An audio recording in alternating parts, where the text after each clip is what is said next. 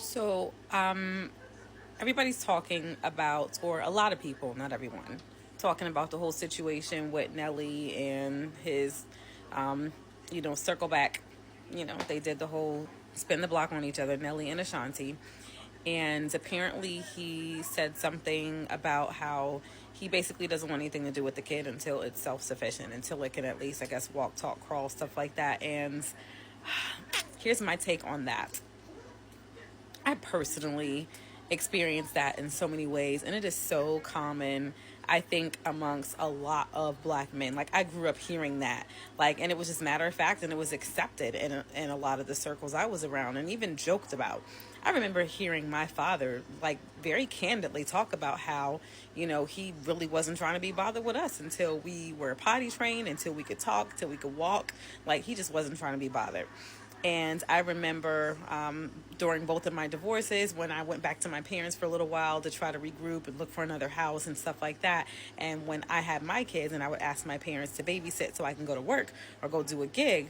And he would be like, when they were babies, you make sure you put them down to sleep first, because, like, I'm not trying to be bothered, like, period, until they are basically somewhat self-sufficient and they could, like, feed themselves, all that stuff. Like, he really wasn't trying to be bothered, and I hated that, but I just really needed the help any kind of way I could. And I knew if it was in the middle of the night and they got up, my mother was there, so she would help.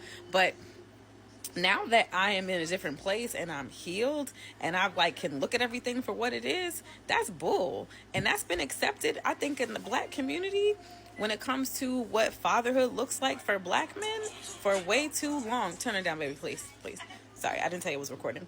For way too long. And I don't think it should matter if you have money and you can hire a nanny or not. Like, this is your child, and from day one, the child deserves to have a mother and a father who both are invested in them and parenting them. You don't think that child by the age of 5 or 6 knows which parent they can depend on that actually really cares about them as a human being?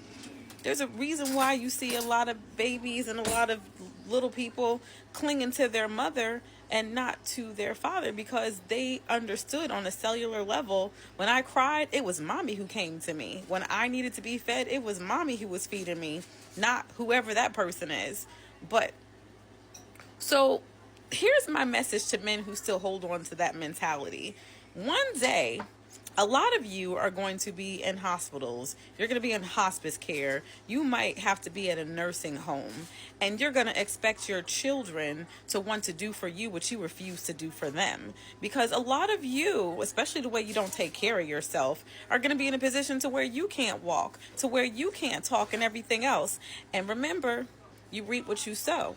So you didn't want them to do with your kids when they were not self-sufficient and they couldn't do these things for themselves. Guess what? Every dog has its day. The chicken's going to come home to roost for you, boo-boo, including you rich ones.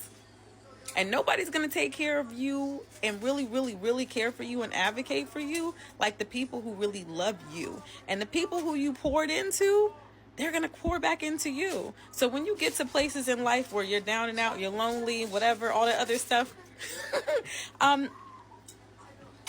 you're going to get what you gave. That's it. All right. That's the post. Bye-bye.